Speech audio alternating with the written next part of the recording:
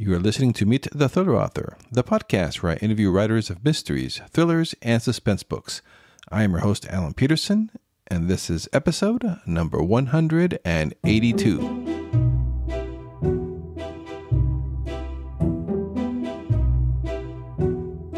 We're back with an amazing interview with best-selling author Lisa Scottoline. Lisa is a New York Times best-selling and Edgar Award-winning author of more than 30 novels. She has 30 million copies of her books in print in the United States and has been published in 35 countries. Her latest pulse-pounding novel, What Happened to the Bennetts, will be published on March 29th. Before we get to the interview with Lisa, a quick update. I will no longer be posting weekly interviews, but you can still expect some amazing author interviews coming up. It's just going to be on a bi-monthly schedule. For show notes, archives, and to subscribe to my Thrilling Reads newsletter, please check out thrillingreads.com/links. And don't forget to rate and review this podcast on your favorite podcasting app. All right, here is my interview with Lisa Scottoline.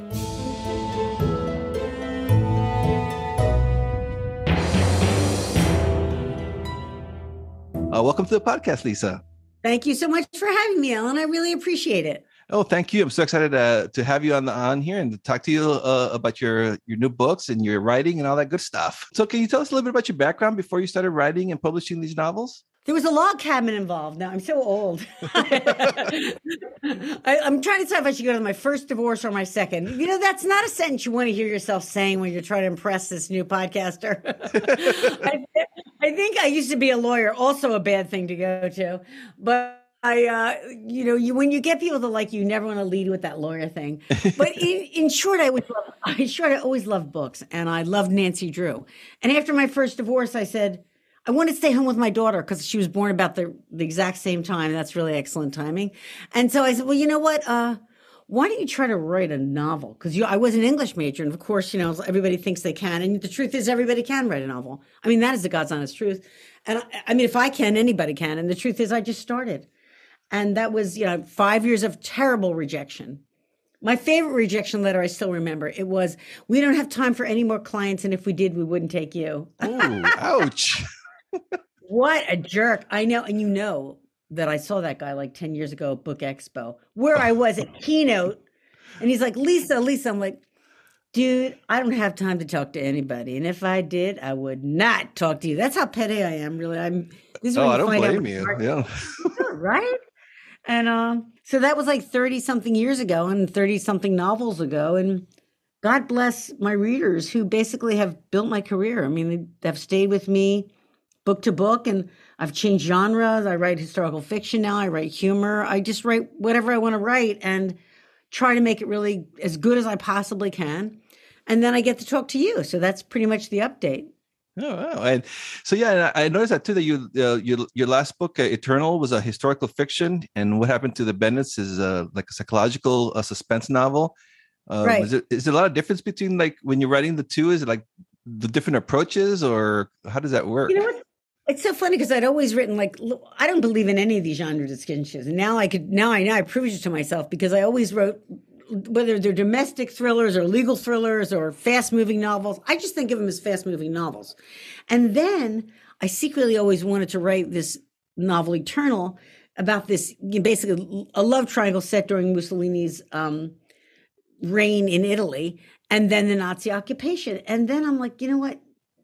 That's historical fiction. You're not allowed. Other people do that smarter than you. You know, all those insecurities that come up. And then I was like, just do it. And then I did it and it kind of worked out. God bless my readers who came and were like, because I read the online reviews. They're like, I don't really read historical fiction, but I love this. And I go, well, that's wonderful. And so when I started to write Eternal, I mean, What Happened to the Bennetts, which is a thriller in theory, I was like, you know what? I'm just going to tell you, Alan, from the inside out, it's no different. It is the same. I've always been interested in these three themes: love and justice and family. There's a through line through everything I've written, which I didn't start out that way. I just started writing books. And then I realized that I'm writing about the same things and in different, iterations and permutations and other long words. But the bottom line is, that's what I'm writing. And so when you write What Happened to the Bennetts, you go, well, this is the same issue. It's sort of family, an injustice happens to a family and they have to survive it. And that's exactly what happened in Eternal, although one set in Mussolini's Italy and one set in modern day Delaware. And what I've taught myself in answer to your question is that this distinction of setting and place and time is form over substance. That thematically they are identical. They feel similar. And I hope they have a kind of a rewarding, not only a surprise ending, but kind of a rewarding arc of these characters' lives. So in answer to the question, oddly, it's not different. It's the same. And so can you tell us a little bit about the plot of what happened to the Bennetts and what inspired you to write it, how the idea came to you? You know, it's funny. The idea came to me. It's very, it's not impressive, but I don't like tailgaters. I live alone. I drive alone in the car. I got the dogs in the back. Only one has a seatbelt. The favorite one gets, no, I'm only kidding. But I only have one of those things. You can't hook them all into the seatbelt. Anyway, that's not a big deal. I was like, what if I were carjacked right now? What if this tailgater carjacked me? And when I went home, I said, that's the book. Basically what happens and what happened to the Bennetts is that family's driving along from a soccer match one night and someone is tailgating them and they're carjacked. And the carjacking goes horribly, terribly wrong. And they find themselves by the morning in the witness protection program, in federal protection. And boom, like that was the idea. And I didn't, people say, do you know how it ends? I don't even know how it middles. I don't know anything. It's not impressive, but I kind of sit there and go, oh, kind of what would happen next? And that becomes the way that you construct the novel. I hope people who who listen to your show or want to write, because if they do, I'll tell them that they can do it. And that's, you just kind of start and then keep going. Yeah, we do have a mixture of readers and writers, inspiring writers that listen to the podcast. So that's great. That was my understanding. I love this stuff. That kind of insight from someone like you. But so obviously you don't outline or anything. You just get the story going and you start writing. Right. I don't outline because I think, I can't. I just constitutionally would be impatient with it. But I also think here's the two things I think in my defense, because there's people who outline and people who don't. If I outlined it, I got to say that I really think that writing it would be like filling in the blanks. Mm-hmm. Like it would be kind of like I think like that would be like literary Mad Libs. Like she does this and you go, wait a minute, I know what she does. And the other secret thing that I think happens is that when you write a novel where you don't really know what's going to happen next, I secretly think that your state of anxiety is what creates the suspense. Like if you're a master of suspense, it's probably because you're a freaked out writer. I just thought of that, but I think it's a little true that you don't really know. So you can't, it ends up becoming a lot like life. You look at all the curveballs we've gotten that are awful, the pandemic, now a war. You can't even, it's just horrible. And you can't even make this up. And what you kind of do, and especially with something like what happened to the Bennetts, because you're talking about a thriller that's has a law enforcement angle. Well, you can't write a modern thriller in which, let's see, everybody's good all the time. The police are always good. The judges, look at our views of the Supreme Court right now. Mm-hmm. I've been writing novels for 35 years. I can tell you that 20 years ago, nobody even could name one person on the Supreme Court. Well, now we have views about who should be on and who should be off. And we have views about the FBI that we did not have before. We have views about policing that we did not have before. And when law and justice is in so much flux and conceptions of law and justice are in so much flux, you have to write a thriller that deals with those issues. It just can't be, here's the good guys and they're on the cavalry. It's just not how it works. We know now that's not how it works. And so that's what's the backdrop of this book as well. Did you always before you started writing professionally? Do you enjoy these type of genres? Do you enjoy reading thrillers? Well, I think I grew up on Nancy Drew, so that's part of the problem. You get very used to a girl driving around in a car having adventures, and you're like, I want to be that, and I want to do that, and it's really good. Except then when you get a little older and you realize that, well, honestly, in my part, I started writing in the 1990s, and a lot of the characters were men. They're all men main characters, and I was like, give me a break. At some point, I was just so tired of seeing, especially when I became a female lawyer, like, why aren't there women lawyer stories? Like, I can do this. And as an English major, I thought you should try and give it a try instead of bitching about it. Sorry. But I mean, for some period of time, I had to eat myself alive, which is kind of my method, until I finally actually do something about it.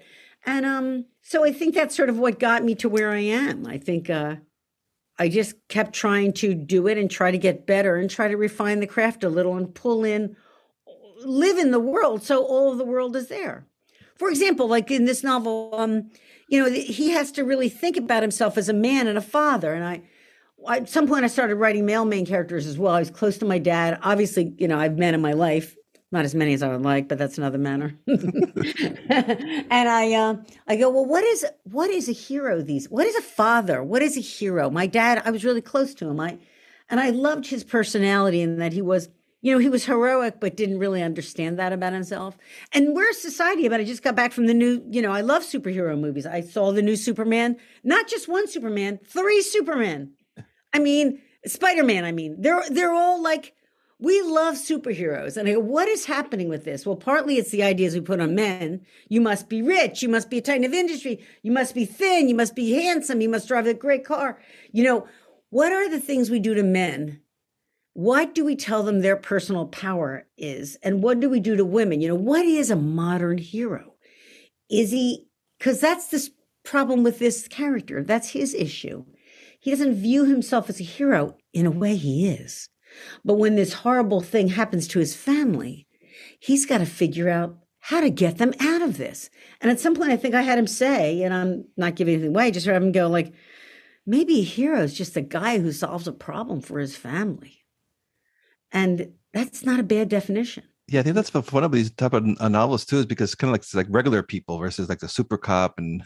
Yeah, right. Or an expert. Yeah. I mean, the crime bloggers are a good example of that. And part of what I'm talking about, like this democratization of everything, which is so great. 20 years ago, there was people wrote true crime, Anne Rule and a bunch of other authors, and you read those books. Well, now there's people who blog about true crimes and try to solve them. And they crowdsource it and they get the documents and they talk to witnesses and they do all the things that they can do that law enforcement would do, or if it had the time and the budgets. And God bless these people, they solve crimes. Well, I was like, well, I've got to deal with that in this novel. And this situation would be right for it, because what I learned from WITSEC, which was a program designed to hide criminals, not normal law-abiding families with 3 million connections to the community, is that you go that night and you don't say goodbye. So nobody knows where you were. I mean, Alan, where would you be? All of a sudden, you and your family disappear. People are going to go, wait, what? Wait, where's the cat? Wait, he was just on Facebook. Wait a minute, I just sent him a message on Instagram. He didn't answer it. That's weird. And so that's all the stuff that happens to a modern family. And what happens to this family in the program is because they're normal, they make great witnesses, but because they're normal, they'll flounder in WITSEC. They could go under in WITSEC. And so this father has to find it in himself to save his family against really, really hard odds. Yeah, so fascinating too. I mean, it'd be hard enough, I would imagine, 30, 40 years ago to go into witness protection. But now, like you said, with social media and Twitter and Facebook. And, right. Yeah. Right. I mean, like, you got to assume, like, luckily most criminals, and what my research was, and I mean, I have great sourcing on this because I spoke to somebody who helped run one of the WITSEC programs. And, he would like, most criminals, when you put them in the program, they're happy. They lost part of their life, but you're saving their life. They know that you're saving their life. And to a certain extent, they get a little stipend and they get put up somewhere. But that isn't true in this case. This is, you're saving their lives, but you're also ruining it at the same time. And that's a really, really that's tough. It's no win. And that's what I had to that's what Jason Bennett has to figure out, how to save his family and how to win in a no-win situation.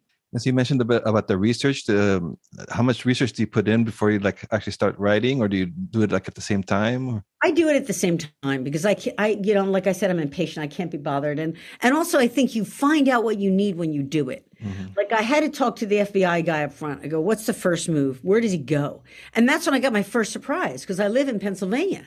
And I said, so if someone goes to WITSEC, where do they go? Like you put them in like Arizona or like Minnesota or San Francisco, right? And he's like, no, they go to Delaware. I was like, wait, what?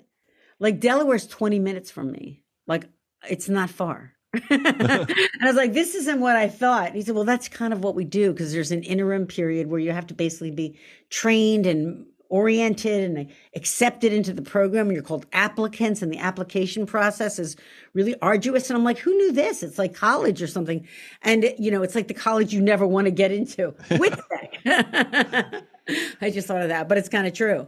And so I dealt with that research. And I think also that it was kind of cool to research setting because this character, setting has to reinforce people who are writing out there. I want them to know that everything matters. Everything matters in a novel, particularly in a thriller, because you have to have an economy of space. We don't want to hear your exposition. We're not interested in what the sunshine looks like. It's just not the book for that. And so I sent him, I said, well, if he goes to Delaware, there's parts of Delaware. If you imagine that he was a farmer, he grew up in Hershey, Pennsylvania, which is a lot like where I live. I actually live on a farm. And I'm a terra firma kind of girl. I plant, I grow alfalfa, I have a garden, I have tomatoes, I got a lot of crap. And he's that kind of guy. Well, if you send him to certain parts of Delaware, there's a salt marsh. And it's actually a good place to send somebody in Witsec because it's a beach town that's deserted in the winter. Perfect. Okay, but the problem is, and great for the novel, is that there's tidal salt marsh that basically kills the trees. And so there's things called the ghost forest, which is incredible to see. And I describe it in the book. And I took actually videos of it are going to be on the website. People can see them as a companion to the book. And he's basically in a place where there's no more terra firma. In fact, the tides shift beneath his feet. I'm like, well, that's a pretty good metaphor. I mean, even I can figure that one out. And I like it because I think it emphasizes his and his family's dislocation, that they are out of place and they don't belong here and they have to find a way to acclimate to survive. Yeah, I love the metaphor. That's pretty cool. When that idea comes into your head, do you get excited when you're writing it? You're like, ooh, actually, I kind of do. Isn't that weird? I live alone. I write alone. You're like, oh my God, look at that. Look at that. That's a good idea. You get excited. You dance around. You're like, oh, baby. Like all your little things that you tell yourself. I sing a little song. I have a little thing I do. And I go, and then you start seeing all these connections. And we see a ghost forest.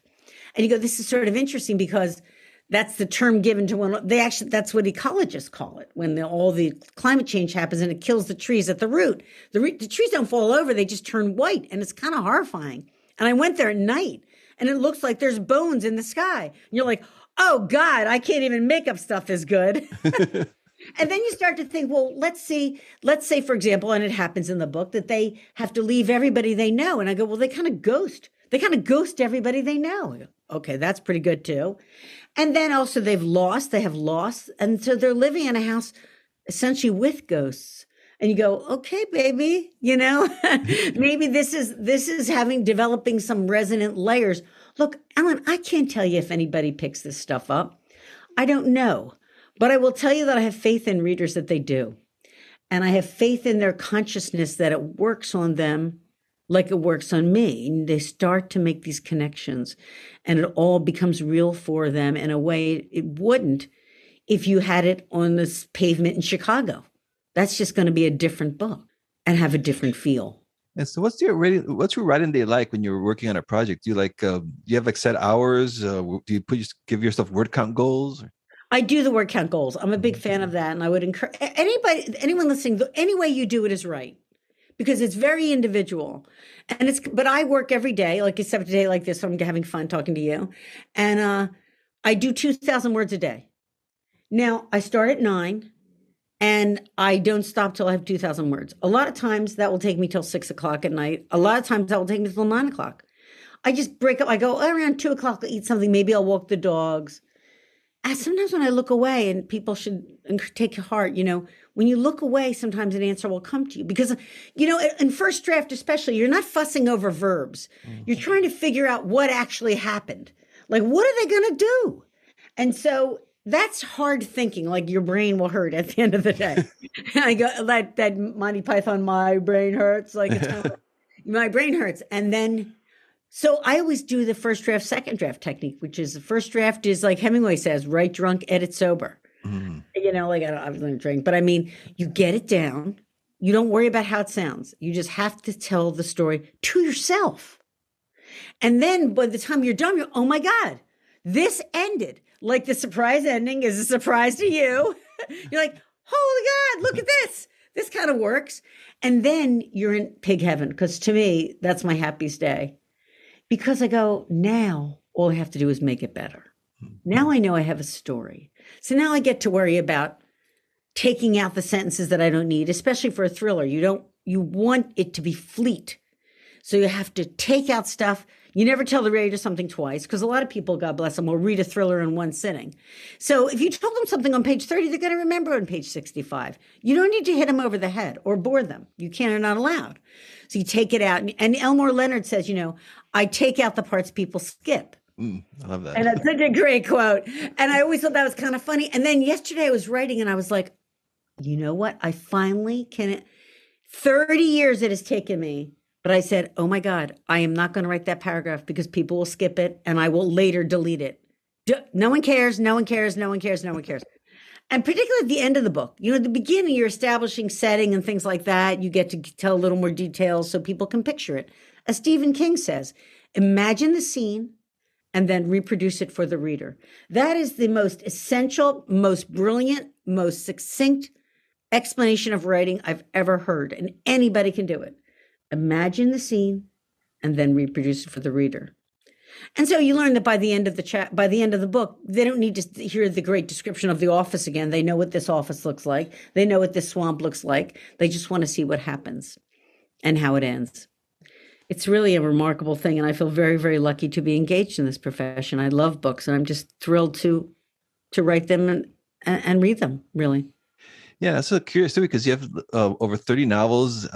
Does the process, I know I've talked to a lot of authors and they say that it never gets easier. How about for you? No, it never gets easier. I will say this though. I do think you get a little more confident. Not much, not much, but you get a little more like, it's really important for people listening that when you make a decision in a story, I need this sentence, I don't need this sentence, or I'm going to turn this verb should be darted instead of bolted. It should be whatever. It should be raced instead of ran. Well, I think a lot about verbs, as you can tell. And because verbs can really do a lot in a sentence, and you pay attention, and especially in thrillers. And so now I've learned a little that my decision was right. I used to dither. And what's so weird is when you're right, you'll find that when you go back and you read your draft, you go, oh, I remember when I thought that should be darted and I changed it to bolded. You actually remember. And finally, I've stopped going, don't second guess it. Just go with it. You were right. You're always right the first time.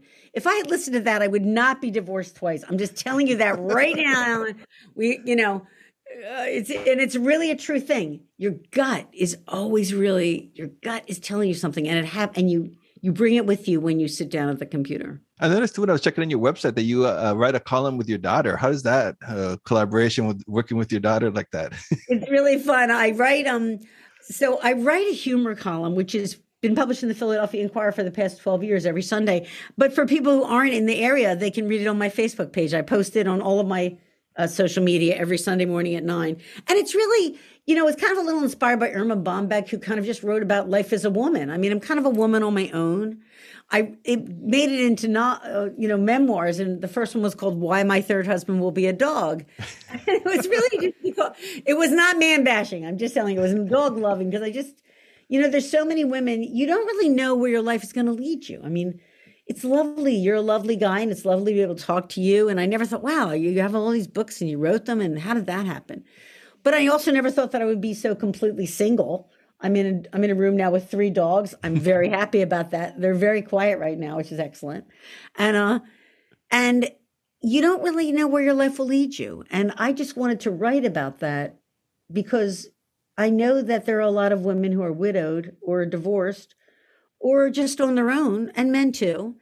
And I just wanted to give them a voice that maybe they weren't getting, and also just laugh. When you write enough about murders and heavy things and fascism, sometimes you just want to crack a joke, and it's not going to work in the novel you're working on, but it's really fun to just once a week write 800 words. And I must tell you, it helps me get to the point. You would not know it from this interview, but I All writing builds and feeds all writing. So never feel bad if something you wrote wasn't published. I mean, that's happened to me. I have an unpublished book sitting around and I lost it. When you write a short piece, it will help your long pieces be better. And that's what happened to me. So every week I'm writing something that's 700 words. So when I sit down to write 120,000, I know it will be better. And it is. So you write every day? Absolutely. 7 days a week. I'm lucky. I consider myself very lucky. And now the first draft, if you do the multiplication, probably takes you about a month to get at 2,000 words. And some you don't always make it, or you screw up, or you have something. You probably come out with you'd come out with like 60,000 words a month. Did I multiply that right? Which never really happens. Sometimes you're lucky to get like 40,000. A book is 95,000. And then once you have a draft down, and it used to take me, I used to be able to do one in 4 months. I'm getting back to that. And you're immersed. It's not like a pressure. It's great. This is what I wanted my whole life. I can't believe I get to do it. And you're so preoccupied. You know, somebody once, I think Jake Kasdan or some great filmmaker said, being a writer is like having homework every night of your life. And that's true. But the word count goal is good because you also know when you can quit. Like if you get 2,000 words by 3:00, wow. You go, you make a cup of tea and go watch something dopey on Netflix or go for a walk and listen to an audiobook. I mean, that's kind of like my life. And do you use Word to write your books? Or? Absolutely. Yeah. And sometimes I use dictation software too. When I have a really hard emotionally, it's hard. I get upset with the characters. There are parts in this, and I was like, these characters are going through a really hard thing. And I'm sitting there weeping at my own keyboard, which is kind of weird. But I go, well, how can you get this? And just say it. Just say it. And sometimes I'll just say it. And I know I have something that I can work with and then make a lot better. But I love all this technology. I use all of it, and I think it's terrific. So what happens to the Bennetts is going to be out on March 29th. What are you working on next? Can you tell us? I can, sure. I'm excited to. I just finished it. I mean, just finished. I'm closing in on it, man. I thought I was going to finish it this weekend. It's called Sacred, and it's historical fiction. And it's the rise of the mafia in 1800s Sicily. It's how the mafia came to be through the eyes of a family. Oh, awesome. I know. I have not. I just pitched you, Alan. I hope. Yeah, no, I love it. You know as much as my editor at this point. All right. Wow. Well, it's just kind of cool because, you see there's a lot of books about the mafia and all that, but not like the history like that. So that sounds really, really cool. Well, you're very kind to say that. I appreciate it. I would have been devastated to say, well, that's a really stupid idea. Shit. No, that was real. I'm like, that sounds really cool. So I'm looking forward to it. You're a sweetheart. All right, Lisa. Well, thank you so much for being on the podcast. Really enjoyed talking to you. And for our listeners, LisaScottoline.com is probably the best place to find you. Mm-hmm. Well, thank you so much on social media. Alan, I really appreciate this. Thank you so very much. Thank you for listening to Meet the Thriller Author. I hope you enjoyed my conversation with one of your favorite writers of mysteries and thrillers. Or if this episode's guest is new to you, I hope you give their books a chance. Helping listeners discover new authors and books is one of the coolest outcomes of doing this podcast.